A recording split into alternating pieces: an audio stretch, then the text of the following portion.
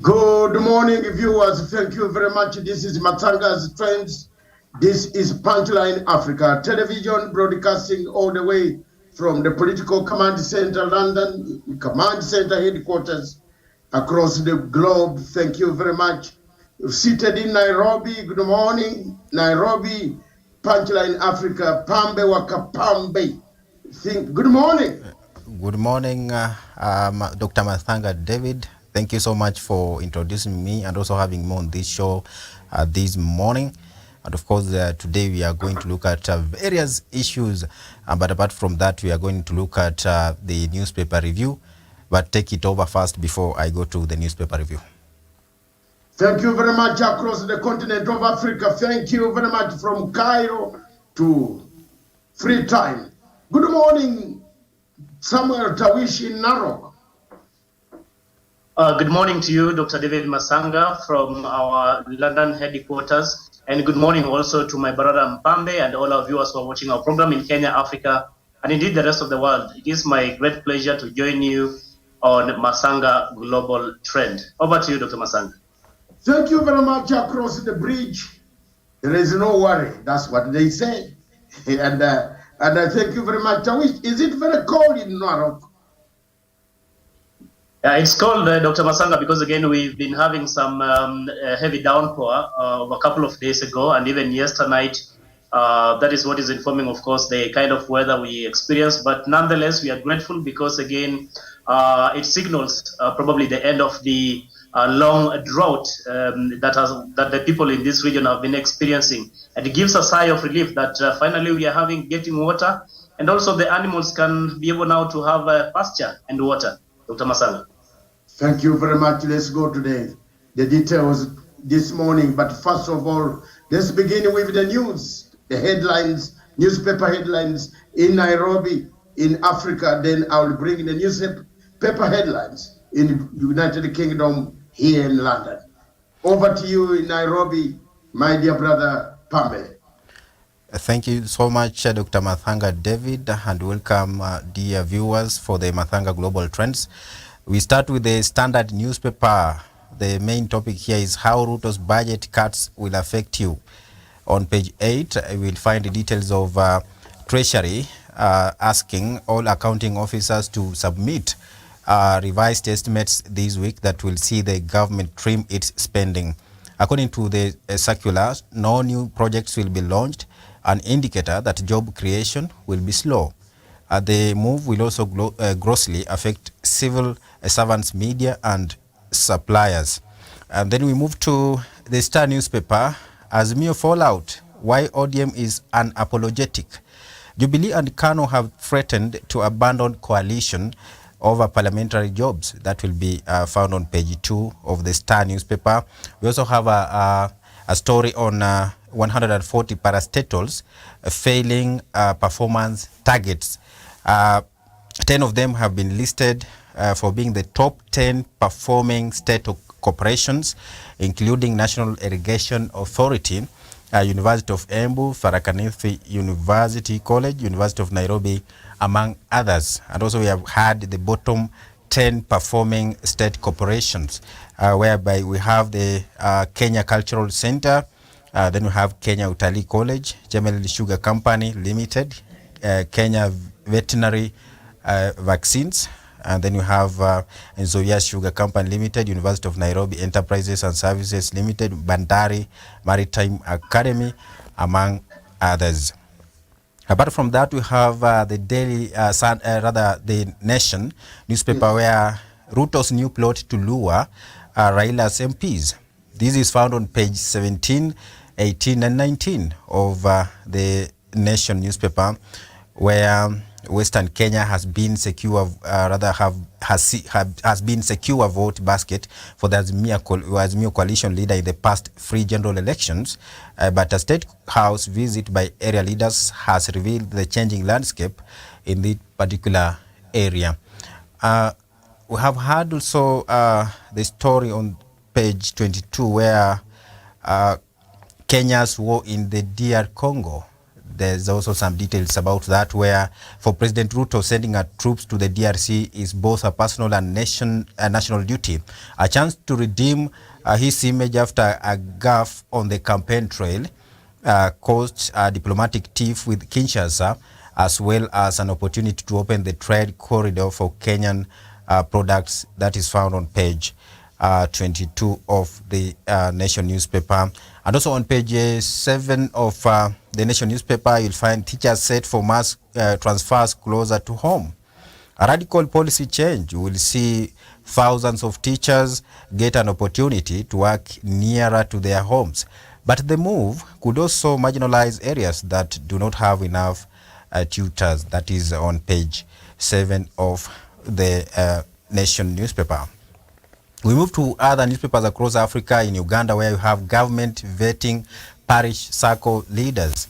That is a story on page 7 of the New Vision newspaper. Thank you so much. Although we also have a Daily Monitor, where why government is seeking 2 trillion shillings loan. The new government request to potential private sector lenders in the world to advance it 500 million pounds to close a budget gap, coming amid ongoing syndicated 1.7 trillion shillings borrowing. This paper reported in August that ministries and agencies were cash straps. That is actually on page 4 of the Daily Monitor newspaper. And also we have had a story about fighting erupting over 270 billion shillings payout to ex-UPTC staff. That is found on page 5 of the Daily newspaper. As we move on with the stories there, we have a Namibian newspaper where the Prime Minister eyes saving pensions to fund government. Money needed for projects traditional authorities have said. An opposition party calling a planned daylight robbery, and former SWAPO government blasting Kugongelwa Amadila over service delivery. PDM says some SWAPO VP candidates are too old. Those are part of the stories that are on the African newspapers, apart from the Kenya stories that actually are making headlines in this particular country. Thank you so much, Dr. Matsanga. You can take over on the United Kingdom newspapers.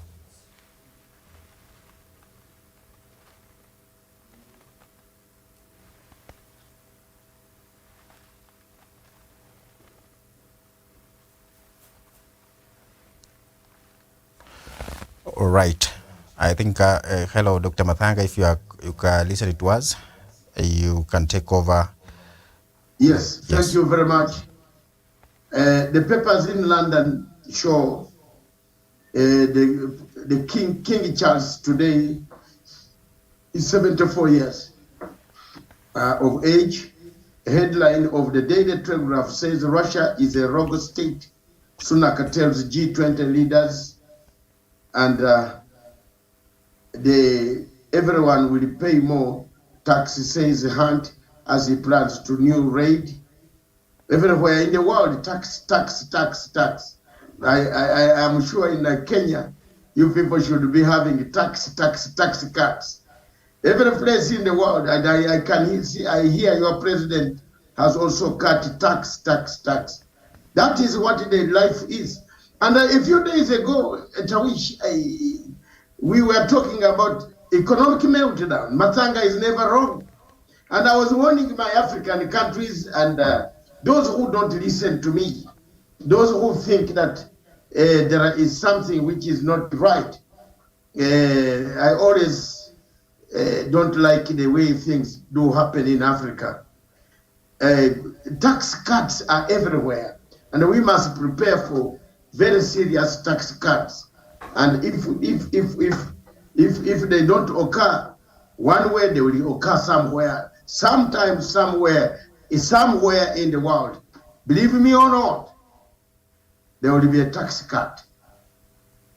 So the Telegraph, that is the Daily Telegraph, the G20 leaders are meeting, as we can see in Bali, Indonesia. a very nice place. I wish one day Tawish lands there near Bali, but you must be prepared to run when the tsunami comes. I've been there twice. Bali is a very good place, but I fear I was not sleeping in my bed. I was sleeping my eyes out because the tsunami, that is the area for tsunami. Anytime it could click. So we hope this can't happen now. Preparations, I was listening to preparations of how they were preparing the security. One of the things that came up with the world leaders, even Joe Biden is there, Xi Jinping of China, all world leaders, the G20, the powerful 20, all of them are there. But I was listening to security commandant of Indonesia, the Inspector General of Police. Remember, Indonesia is one of the countries in the Commonwealth. And being a country in the Commonwealth, it also subscribed to Commonwealth regulations, the Commonwealth law. And those are some of the colonies that were colonized by Britain in the Far East, Malaysia, Indonesia, Singapore. You can see that. And then they had a haggle. These programs are not simply to come and talk and we go. We also educate for those who want to hear. So the G20 is there, but Tawish, if you want to be there, always be prepared to run because the tsunami comes anytime. So the Daily Telegraph is talking about warning Russia. I don't know how you warn Russia, but there were. Another story that is making headlines is a record waits for asylum seekers as backlog grows. The question of asylum seekers and migrants has hit the waves of Britain, and it is being done every television station, every TV, as if these migrants just wanted to come. Some of them who come from Asia, some of them Syria, some of them from places Eritrea, some of them from places Libya. We are going to see more Libyans swimming across Mediterranean Sea. They have gone there. Well, their country has been devastated. Now, the French who came to destroy Libya don't want them to go there. Why did you then destroy Libya? Why did we destroy Libya? These are some of the things that we want to ask ourselves in the next part of our program. So that is also a newspaper headline. The Metro newspaper that goes around free in the train, a nation's gratitude. 74 years, well done, King. We all pay more tax. We will all pay more taxes. So, Tawish, I'd run thinking I can hide, but there is no hiding space here now. There's more. If there was tax in Kenya, thinking you can run here, there's tax in London. Plenty. You have to pay it. Otherwise, here, the laws are very clear. If you don't pay, that you are already itemized in the record. They don't need to haggle with you. They just bundle you and you go in. or sell your car. You know, there's so many things happen here in this country of ours. So these are some of the things that have taken place in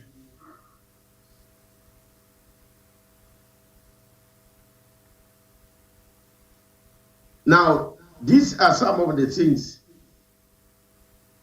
that are taking shape in London. The next newspaper which is taking shape in London, that is the Metro, Tawish, technology here, is The Guardian.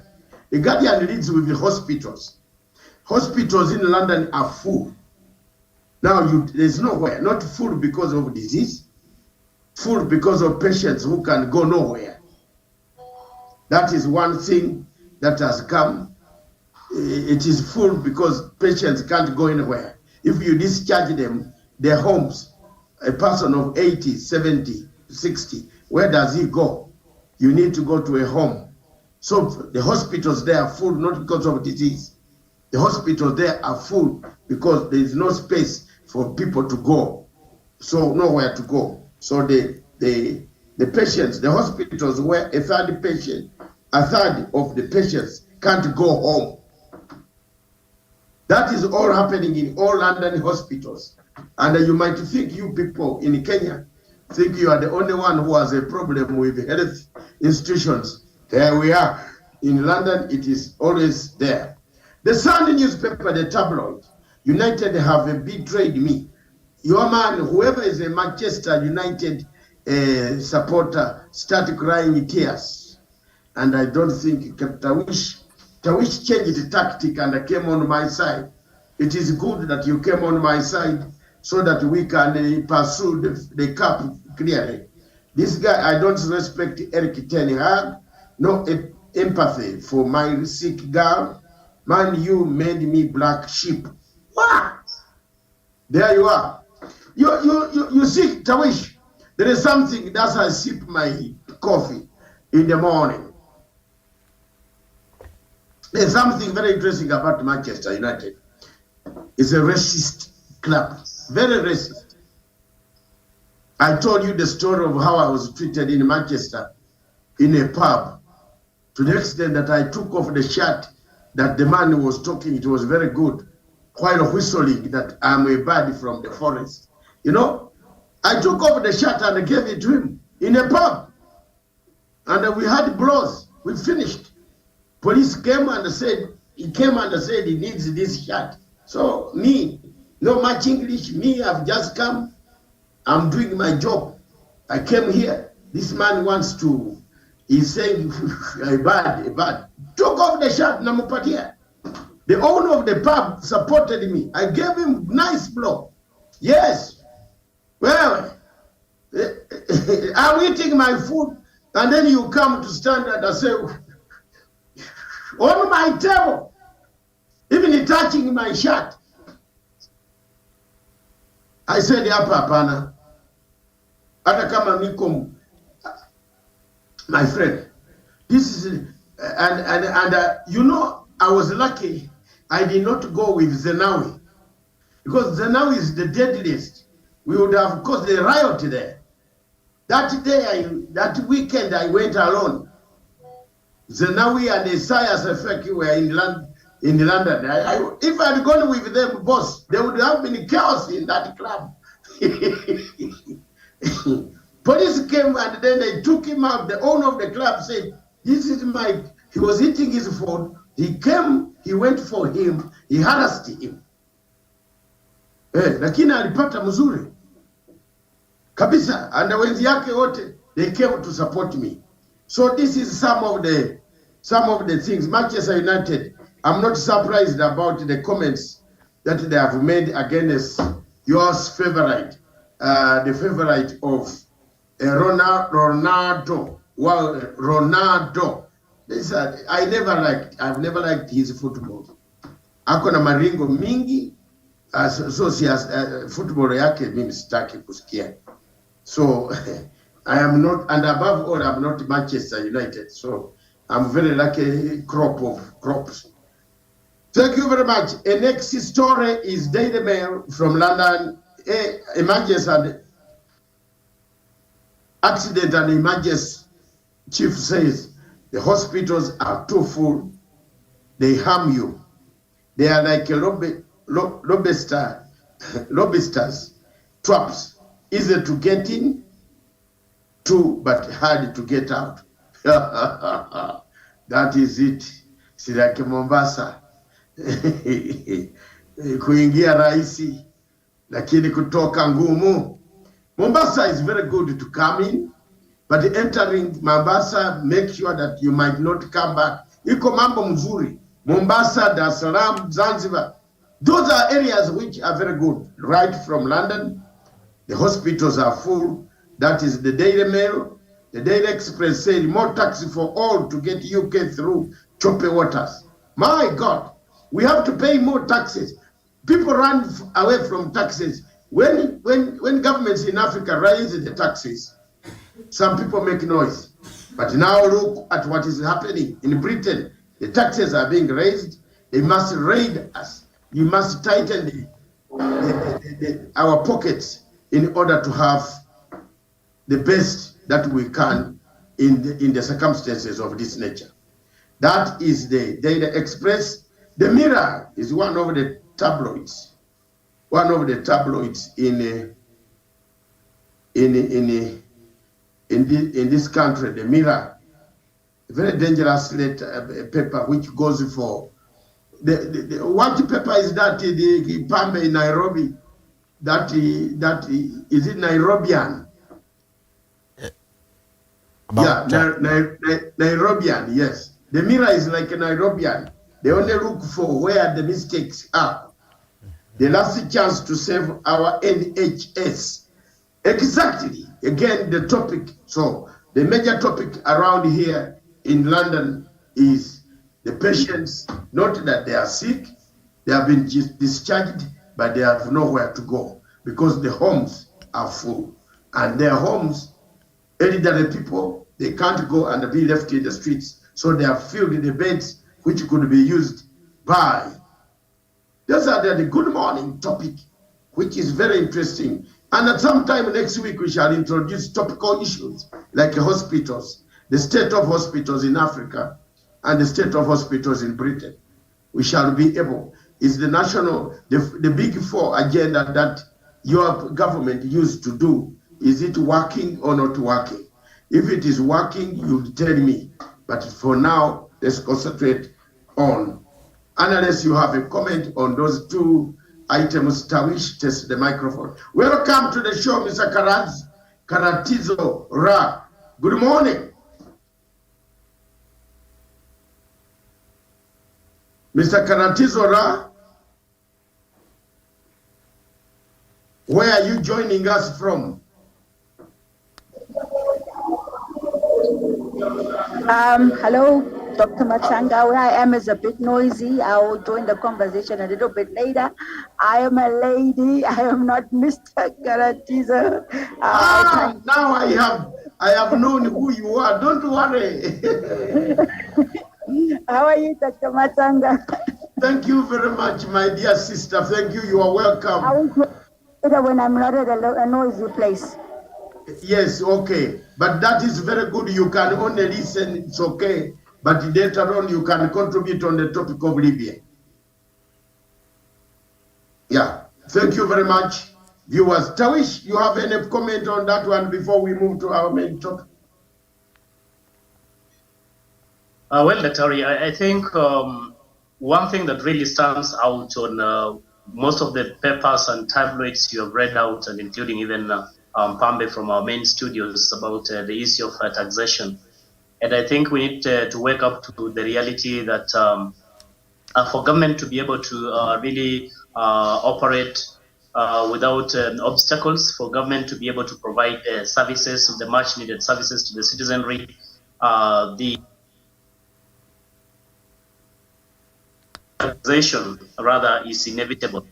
We must brace ourselves and really be able to pay taxes so that governments are able really to operate and provide essential service to the citizenry. I think that is what has caught my eye and my attention because again, in almost all the papers you read out, including those that Pambe was reading from Kenya, you can quite see that governments and all governments for that matter are really going through very, very difficult times because of hard economic times. And the only way that government can remain, afloat is for the citizenry really to pay taxes. And the most unfortunate part of it, Dr. Matsanga, is because most people view or look at paying taxes as a burden, which is something that must be really something that you must be able to do it voluntarily, because by the end of the day, we need these services, and there's nowhere that government really does business to get money from. It is from the taxes that we pay.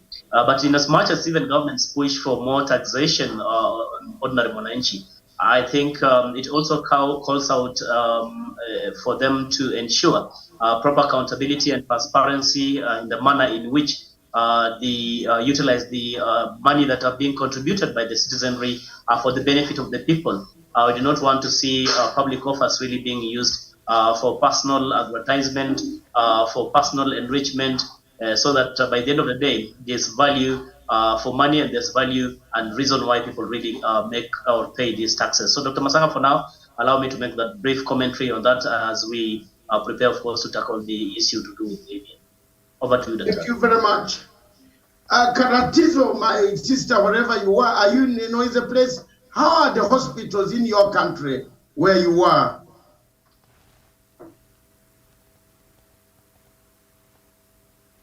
You seem to be still in a noisy place, but thank you very much, viewers across the continent of Africa, from Tripoli up to Cairo, Cairo to Johannesburg, Johannesburg to Cape Town, Abuja, Lagos, Accra, Jamena, Rwanda, Ngoma, Kinshasa, Kisangani, Kigali, Kampala, Asmara, Nairobi, Mogadishu, Khartoum, Juba, Blantyre, Lilongwe, Maputo.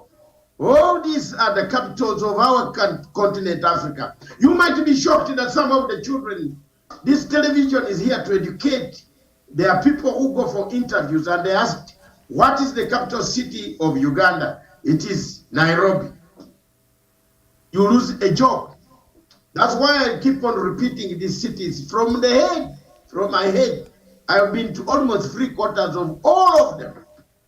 There's no city in Africa there where I've not reached. Bamako, Tunis, Algiers, Rabat, Conakry, Bissau. Look at those. I'm now on the coast here, Abidjan. Hey, there we are. Yaoundé. Gabon, what is the capital city? Yes, people are going to Google. These phones are causing you many problems. And Tawish and Pambi, in a relaxed format, ask the generals themselves. We are here. Kigali, Bujumbura, Dar es Salaam, Dodoma. Look at that. Harare, Rwanda, Windhoek. If you ask a child in school today, they spend, your father has sold all the cows to go and you get education. Then they ask you, what is the capital city of Namibia? You say it is South Africa. If you are doing that, I remove you from school and put you in the cattle ranch to look after cattle. The capital city of Namibia is Windhoek. If you ask people in these interviews, Pambe, come in, man, talk. We are now talking before I'm trying to warm you up before we go to the tough topic of Libya. True. If you ask people at the moment, what is the capital city? Where is Wells Bay? You can see even Tawish is cracking his head, but Tawish is using something there, down there, to say, Wells Bay. Wells Bay is in West Africa, Southwest Africa. What was the previous name of Namibia? Called by the colonialists as Southwest Africa. So Wells Bay is in Namibia. One of the ports, the good places where you can go, where the sand dunes, where the ocean is blue, the sun, that sun that can cover you if you are not careful. The moving sand in the Kalahari Desert. You ask people, how many deserts do you have in Africa? They don't know. Sahara Desert, Kalahari Desert, those are the major deserts. How many mountains? Where is the Atlas? Where do you find them, Mr. Pambe? Morocco. I've answered for you, don't worry. You can see, but Dr. Matsanga knows this by head. Kilimanjaro, Mount Kilimanjaro, where is it found? Someone will bother to, will run, scratch his head. Tanzania, 19,000 feet above sea level, highest mountain peak in Africa. Mount Elgon, if I ask you how tall it is, do you know? 14,000 feet above sea level. Mount Rwenzori, the Atalances, the Andes. Where are the Andes? The Andes are in Chile. Chile, South America. Those are some of the things that we are being taught, and that's why we are sharp people today. I have to give myself credit. We are sharp. The capital city. If you ask somebody, Istanbul, where is Istanbul? Yesterday, a bomb cracked in Istanbul, killing several people, 6 people, and many people injured in Istanbul, in Turkey. The IMF says Chad, the deal for Chad on cutting the prices is on the right because there is oil. You realize that there is a problem. South Africa, the ANC is seeking re-election by Ramaphosa, is seeking re-election, and he's giving goodies to the ANC for re-election. The global debt has risen 2021, 2022. So you don't blame your government in Africa that you are burdened by the debt. Sudan, President Buham, my friend Buham, or Burham, you can call him whatever, says Islamists are not allowed in this dialogue. Former Islamists and some factions of are not are harassing the military. These are some of the things, the topics that are trending.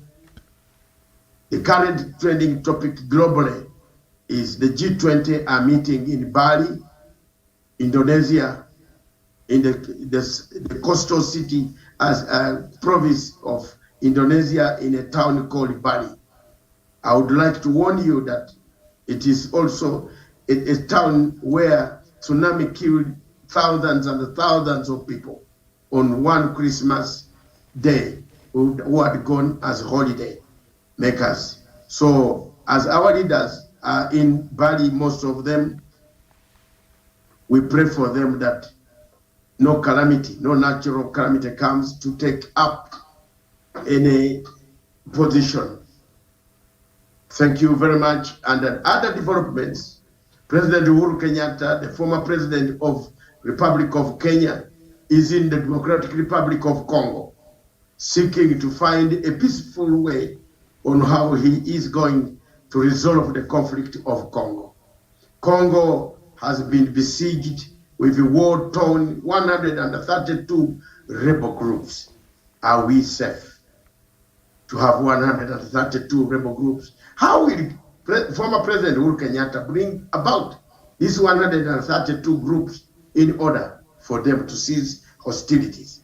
We thank you very much, Your Excellency, for having been able with Dr. Obasanjo to finish the crisis in Ethiopia. It is beginning to work.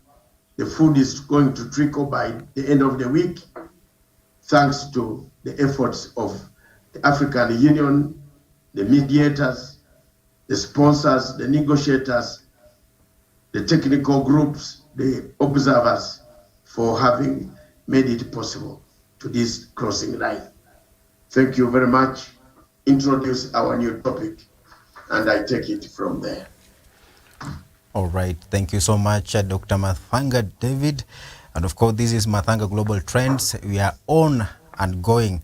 That has been the newspaper review and bit of history as we move on. So the today's topic is the Libya test case for the African Union. Is Libya test case for the African Union?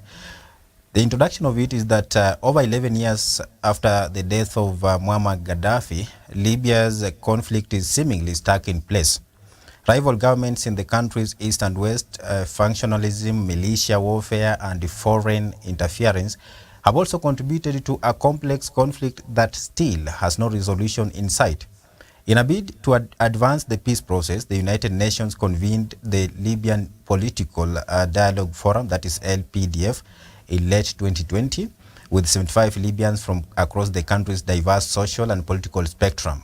Among other things, participants agreed on a roadmap for national elections to be held on December 24th, the year 2021. Those elections, aimed at finally establishing a unified government to rule the country, never happened, as disagreements over the electoral framework, among other issues, led to a postponement with no new date yet set. In the absence of credible, transparent, and inclusive polls, Libya continues to remain divided with no clear path toward peace, as foreign powers pursue their own interests at the expense of the country's stability. The unrest in Libya has been widely blamed for leading to a flow of both weapons and Islamist fighters across the Sahara Desert to countries such as Mali, Niger, and Burkina Faso. The conflict has had a disastrous impact on the oil industry, with General Haftar's siege forcing the closure of oil fields and ports and knocking down production from about 1.2 million barrels per day to 262,000, according to news agencies. But apart from that, when the crisis in Libya began, it was hoped that the African Union would be the one to deal with it under its cherished notion of African solutions to African problems. However, from the very beginning, the organization took half-hearted measures in its reaction. Its members did not speak with one voice on how to resolve the crisis, and Gaddafi ignored the organization's call to end the crisis peacefully, eventually resulting in the organizations being overridden by the Western powers through means of the United Nations Security Council, that is UNSC. This is where the question comes. Is Libya a test case for the African Union? Take it over, Dr. Matsanga, as we discuss the topic. Thank you very much. To answer the question, the answer is yes. It's a test case because, and let's begin with a takeaway. From what you have heard, the war in Libya brought down a country that was one of the most prosperous countries on the continent of Africa. It had its economic blueprint very well organized. It had educational facilities, recreational facilities, the economy, the people, the welfare of the people of Libya was one of the best on the African continent. Why then did we go there to kill it? And why then do we cry about the refugees that are crossing the Mediterranean Sea into France? Why is the French government stopping Africans who are passing through Libya or from Libya, crossing over to France? The French came and dismembered under Resolution 1970 of the United Nations Security Council. Under that pretext, dropped bombs on Libya. From that time, today, the United States of America plus other NATO countries that supported an imaginary dismemberment of this nation have never been remorseful. Some have been remorseful, like Clinton has said the role she played. Obama has been remorseful, said how they destroyed Libya. Mr. Cameron has been remorseful, was the Prime Minister of Britain by then. But remorsefulness, the one of France, who directed the killings, the murder, the slaughter, the slaying of all people because of an imaginary situation, did not say is sorry. The French have never said sorry to the Libyan people, whose economy, whose country has been turned into a begging country across the world, whose country has been dismembered, given to two factions, one in Benghazi, headed by the French again, and the one in Tripoli. Is it the Africa we want? Is this the Africa which we look at things and we don't talk about it? Is it the Africa that we can go on, accept, and say it is all right to have a nation that has just grown up its GDP, paying the the welfare of its people, being cut to size? What was the rationale of killing Muammar Gaddafi? If they had wanted Muammar Gaddafi, they would have overthrown him without destroying the country, without giving the country to terrorists who later on turned themselves into rulers of Libya, yet they are terrorists. Muammar Gaddafi told us, they are terrorists, you are killing me, but the terrorists will take over this place. The Sahel region and North Africa will never be the same. Today, Africa is witnessing the same words have come back to haunt us. We have migrants. Britain is struggling with migrants coming through the Mediterranean Sea. France is struggling with migrants. Italy is struggling with migrants. Spain is struggling with migrants. This was not going to be as huge as it is today, because the Libyan leader had already done a good job by stopping some of these crossings that are now being seen on the Mediterranean Sea. What lessons, therefore, do we learn from the Libyan bungled invasion that has destroyed this country? Sarkozy made a case to the Parliament of France that there were nuclear weapons. Sarkozy told the world a lie. Therefore, why hasn't the world taken Mr. Sarkozy to the last point to show the nuclear weapons? That when they went to Libya to destroy Libya, they found the nuclear weapons which Gaddafi had got. Why do we kill Africa? Why is it that African countries all are the ones that must be put in a turmoil? Then you go and defend, stop your border for Africans not to come to your country. Isn't it time for Africa today? And you African leaders, all of you who walk around here in meetings, running around with planes, ask questions. Ask questions. Why should the superpower come to break up an African country that is organized using lies? But today we have not seen the nuclear weapon. If there were nuclear weapons, can they show us the nuclear weapons that Mr. Gaddafi had? Mr. Gaddafi might have had his own problems. Yes, there are some things that he did extremely very well. There are some things that he did extremely very bad. But is there no policy of containment? The West. Was there no policy of containment?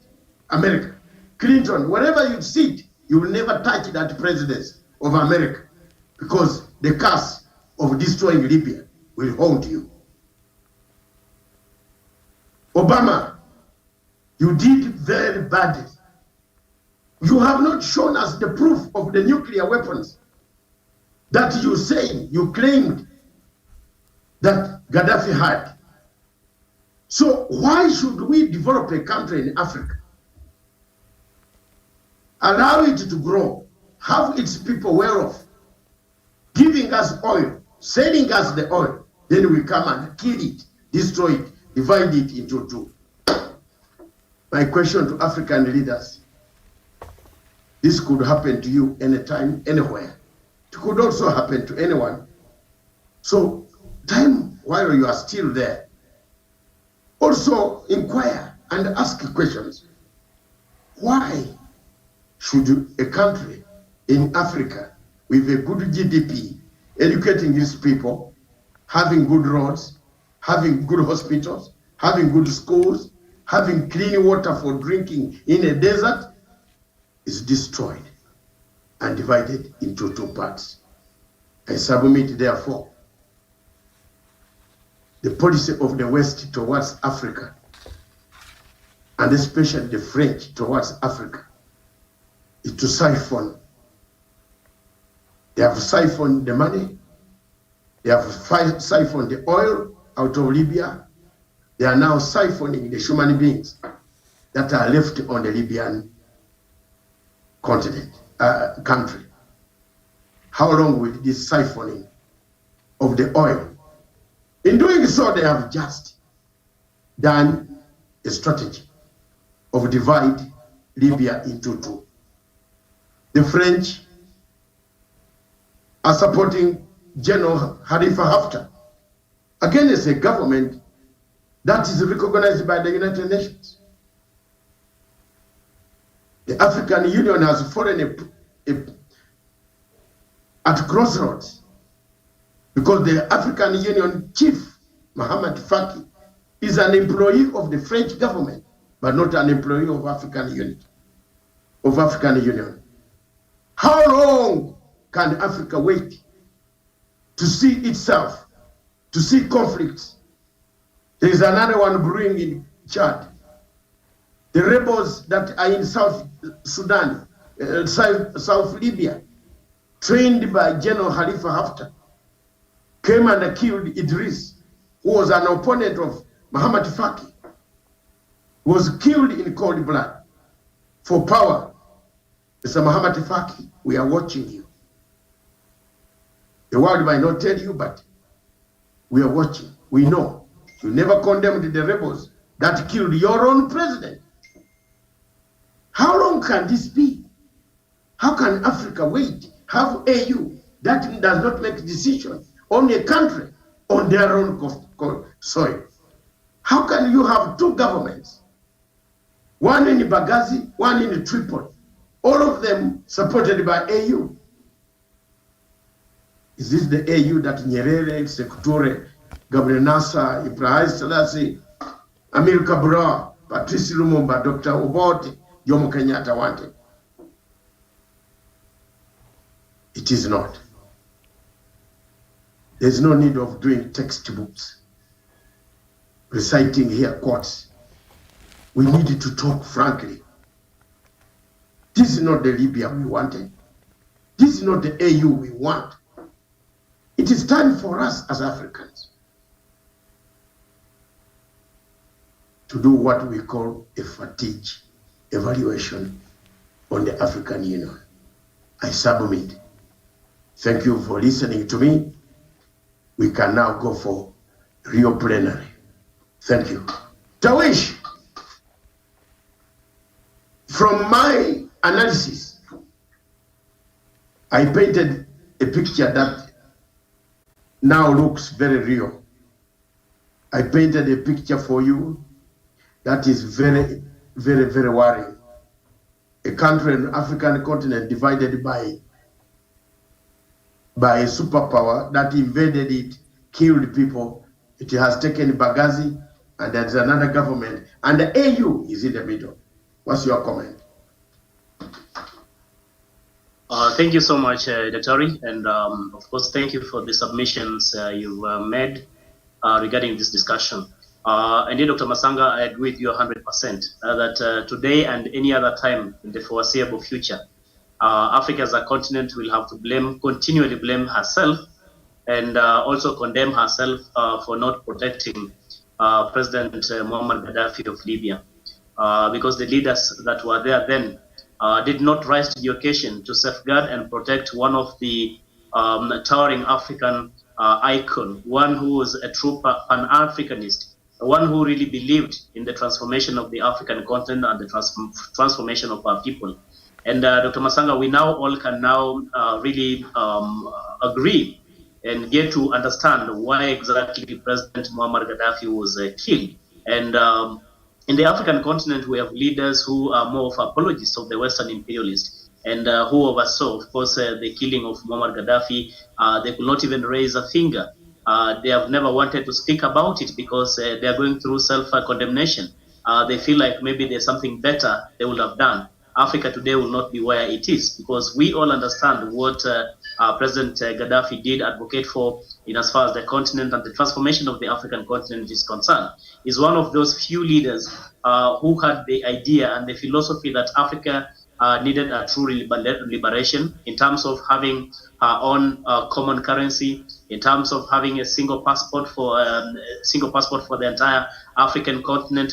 Is a person who believed, and even during his time when he was president in Libya, is one who made sure that the young generation, the children who were yearning for education, had the opportunity to go to school because he had provided free education, decent for that matter.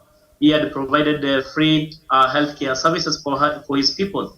And when you look into President Gaddafi and the kind of vision he had, not only for Libya, but the entire African continent, this is a visionary leader who had really hoped and had put everything into place to make sure that there's real transformation and Africa can truly be liberated. This philosophy of freedom and democracy, Dr. Matsanga, as they usually put it, because I mean, the perception that was being drawn and the reason why perhaps they chose to kill Muammar Gaddafi, they pegged it on dictatorship, that he had overseen dictatorship in as far as governance in Libya is concerned. But Dr. Matsanga, how do you speak about freedom and democracy without thinking about food for your people? Because people, by the end of the day, as you usually put it, Dr. Matsanga, will not eat at the freedom and democracy. People need food on the table. People will need to have decent education. People will need to have proper healthcare services for their people. We will need proper roads, Dr. Matsanga. And so when the Western power imperialists come and pump into us about this sense of democracy and freedom, when in reality we are suffering from so many other ills as a continent. And when you have a leader in the name of Muammar Gaddafi then, who had this vision to actually, to bring Africa out of that yoke of poverty and the yoke of, dependency on the Western power countries. They did not find it, they did not find favor with him. And this is the only man, I believe, Dr. Matsanga, maybe with a few others, who had really brought pride to the people of Africa and to the African continent. And if Muammar Gaddafi was alive today, Dr. Matsanga, or if he had been left to live until maybe God took him, we would have seen a major and a bigger transformation in the continent of Africa. But alas, Dr. Matsanga, we are here regretting. We are here but gnashing our teeth and blaming ourselves for failing to protect Muammar Gaddafi. And I remember having read the books and I read the books about the killing of Muammar Gaddafi. The likes of President Museveni of Uganda, the likes of the now late president of Zimbabwe, Robert Mugabe, and maybe a few others were the only leaders who came out in defense of President Muammar Gaddafi and really reprimanded his killing, which was perpetuated by the West and a few, of course, African apologists of the Western power conspirators. It is very, very unfortunate, Dr. Matsanga, and I think it serves a very big lesson that moving forward, we need to protect our leaders, we need to protect our countries here in the African continent.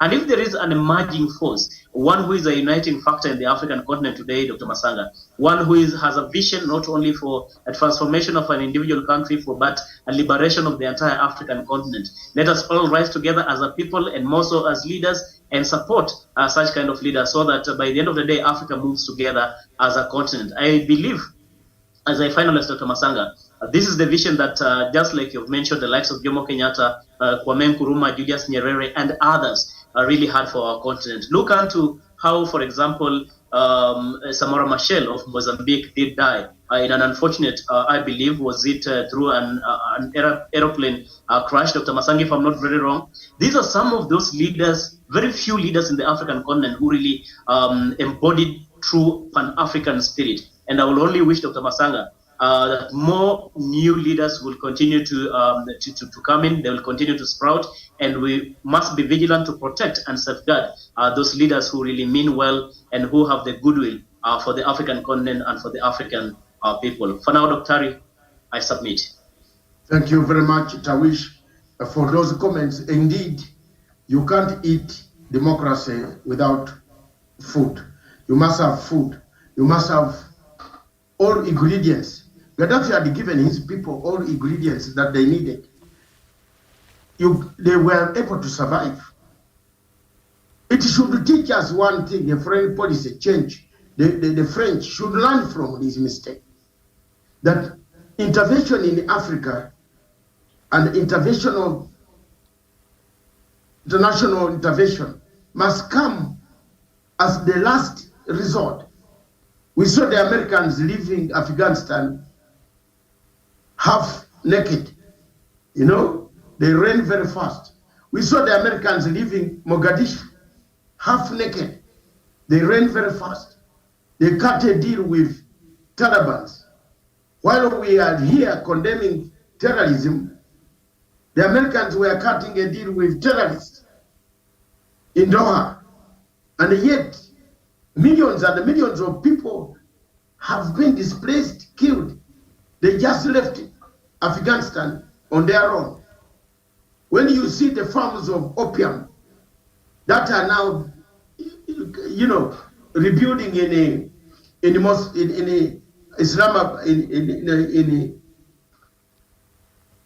in Afghanistan, Kandahar, all those regions of top bordering Soviet Union. These are farms of opium. Can we now conclude that this opium was being sold to us, and yet it is a condemned item on the planet Earth? So we have to learn from this example of Libya. Libya is a painful exercise. It's a painful thing that when you sleep down in your bed, if you're a leader on the African continent, new or old, if you want to work with the West, be prepared at a certain time to be rejected. And the moment you'll be rejected, international relations, I want to teach those who might not have had a chance to study political science to a level that some of us have studied. If you want to deal with these countries without dealing with your people and organizing your people, where is Savimbi? We talk of Angola, who was not, Savimbi was the best darling of the Americans. But when Savimbi was killed, nobody was bothered. Do you hear of a Savimbi memorial service? Where? It's not there. All these conflicts, the French are behind. You tell me that the French don't know the rebels that are in DRC Congo. Why are we wasting all the money? The money that was needed in Kenya and Uganda and other places to go and resolve those conflicts. Because there is somebody who is ready to take those diamonds at a cheaper price. I have studied the map and the geography of France. Can France tell me whether they have a mineral called diamond, which they mine from France?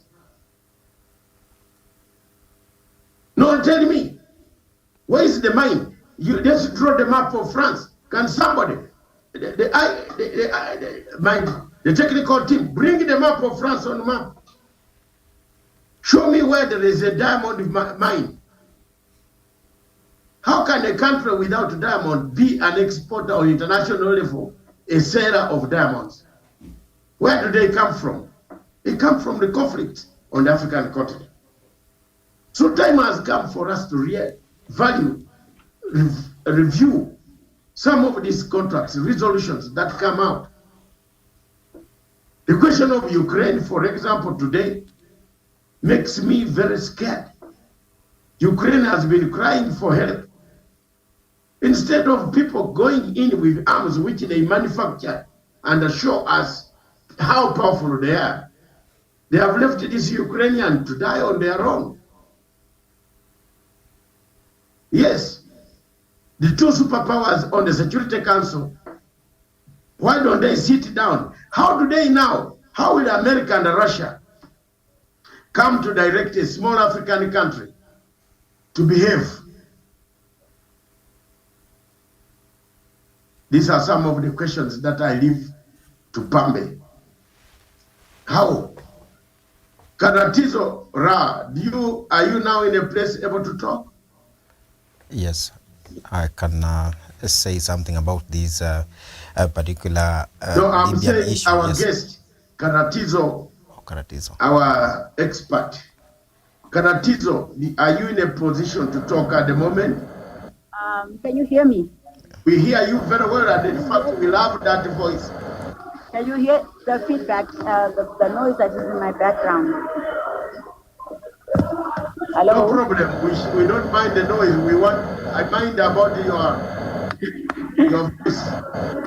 I was listening to everything you were saying, Dr. Matsanga, and for me, I think the biggest problem that as Africans we have is that we do not have an identity as Africans. We are suffering from an identity crisis where we are always looking outside for someone else to come in and help us.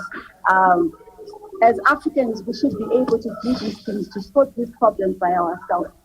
When the incident in Libya happened, it's the same thing that happened in my country. I'm from Zimbabwe, and Zimbabwe talked about land, and Africa was almost like silent on what was happening in Libya. So Africa needs to be to have a sort of identity, like where they are self-aware by themselves. Who are we? We need to support each other as Africans. That is our biggest weakness. The West will come in and tell you, it's issues of human rights, it's issues of democracy, but everybody knows what their foreign policy is. You go in, you divide, you cause confusion, you loot. Everybody knows that is the West's foreign policy. So Africa, we just have to do something differently. I come from Zimbabwe. I grew up in Zimbabwe. And growing up, I was not aware of Africa. I was not aware of myself as an African. It's only when I grew up, when I was older, much older, when I started realizing these things. And it's not even too long ago. It's just recently. So I've just become a student of African history and African current issues recently. And I see that we have a lot of work to do for us as Africans to identify ourselves as Africans and to be self-aware as ourselves and to know each other as Africans, to join and support each other. I think the word I'm looking for is support each other. Yes. Across Africa, every country has issues, but when they're looking for solutions, instead of looking to our African brothers, what can you do to help us? We are busy looking for the West, but everybody knows the West foreign policy. Their intervention is always to cause confusion so that they can have their interest realized. Thank you very much, Karatizo Ra from Zimbabwe. I know I got you off guard. Next time we will prepare well, and you be our usual. We like that voice. I like the voice. I like the way you support me on the Twitter space. Don't forget tonight, there is a Twitter space by Matsanga's Twitter space at 9:15 East African Standard Time, which is 8:15 Zimbabwe time. You can always tune in. With the topic is going to be circulated on the Twitter itself, Twitter, and everywhere worldwide. Thank you very much. Dr. Matsanga. For me, most of it is I'm still new at learning this stuff. I only started recently, so a lot of the times when I join into your spaces, it's mostly as a student to learn. No, don't worry. That is in here. In me, you will learn quite a lot, Karatizo. You will learn quite a lot, and I'll assist for you to learn so that you can reach the status of myself. And I've been there, I've stood there, and I'm still around. Thank you very much. I've stood for the people of Zimbabwe for 22 years since the question of land invasion and the sanctions. I've spoken, but I've never asked for reward. I've been harassed, molested by Western countries for having supported Mugabe. But I've never asked for a reward. I don't have even a pineapple growing in Zimbabwe in my name. But that is what we are. That is the support you are looking for as Africans. We better start supporting each other. A country that I have never even benefited from, But still today, if you touch it, I will defend it. So that is one of the pride I have. And that is why I stand here proudly saying, for me in Africa, there is a spokesman. For me for Africa, there is a voice. For me in Africa, there is more to talk about integration that President Museveni is looking for. I will be the best ambassador for his integration because I believe in the same values of a united Africa. I don't believe in a fragmented Africa. And that is why I should be utilized and be used to integrate Africa. We have a problem and we cannot just integrate. I also think that even the solutions right now for Libya, they are in Africa. They are in us, you know. We don't even need to look outside to go and try and find it. If we can come together, the solutions for Libya are in Africa. Thank you very much. Bambe, that's it. Karatizo has put it very nicely. The solutions for Libya lie on Africa.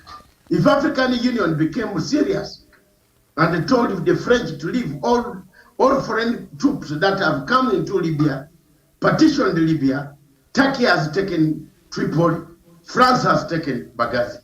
Get out of Libya, leave us to bring our warring brothers on table. General Khalifa Haftar and the government in Tripoli. This is your country. But you have gone on the international whims of imperialism, of the worst type of imperialism, the hegemony of disrupting the countries in Africa, and you have killed your own nation. See where we are? Pambe in Nairobi. Yes, it is true that actually Africans will lack the commitment, and of course I'll be talking about this destabilization of Africa. In recent times, of course, it was the 2011 NATO-led regime change operation in Libya, which we are also talking about here, about the intervention and also meddling of the international community in this matter of Africa, which led to oust of Muammar Gaddafi. This had a direct hand in the proliferation of terrorism in the Sahel region, and it also fueled insurgency and separatism in Mali. All this is happening because of the meddling of the international community, like what we have been talking about here. France, we have other communities there which are coming in to kind of seem to be supporting the fight in terrorism, the fight in insurgencies, and you find that it is fueling instead of stopping all these. And among the challenges is actually the lack of political will by the leaders in many cases. They form the political elite mandated to champion the direction of the African Union, and they are by making it difficult for the African Union to act accordingly against challenges faced by the continent. Much of what has been said here, of course, we should use the conflict in Ethiopia's Tigray region as a case study here for a conflict happening in Africa. And African Union was very passive earlier on in addressing this issue. The African Union Secretariat is less than 1,200 kilometers from the conflict zone. And if the African Union could not stop the conflict in Tigray, then how could they stop conflict in further places like South Sudan and Somalia?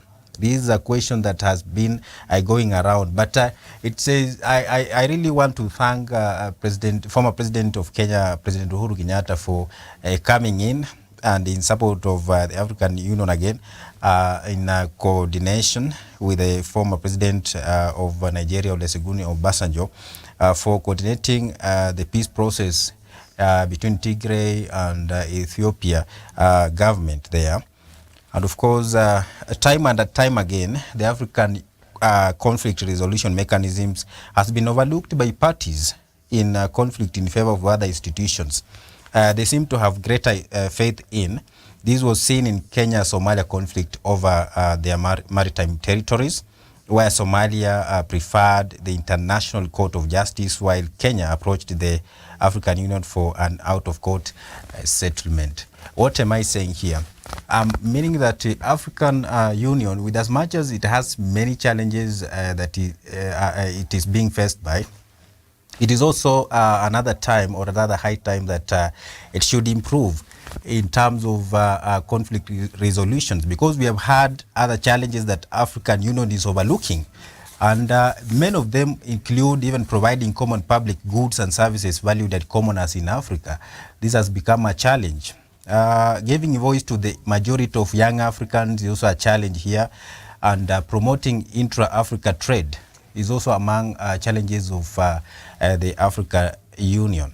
Good governance and financial independence of African government is one of the focus areas that the African Union should be looking at, but this is being overlooked over the years. But when we improve on these, we shall have a very stable Africa, we shall have a very peaceful Africa, and also a developmental oriented Africa, because it is within us and for us and with us that we can actually support ourselves within our countries and this continent, the whole of it, and ensure that we deliver what is best for our people and so on. I agree with you, Dr. Matsanga, for having said, rather, talked about this topic in advance earlier on of the takeaway.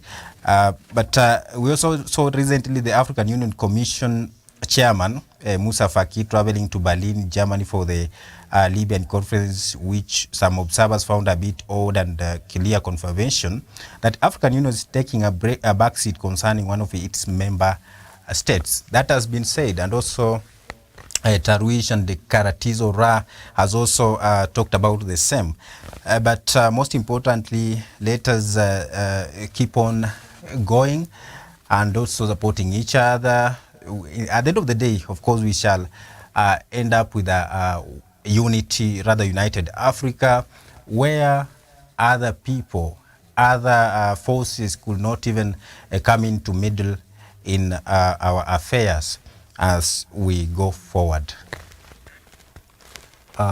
Thank you, Dr. Matsanga. That is my take on this topic of today. The topic of the day was, is Libya test case for the African Union? That has been the topic of today.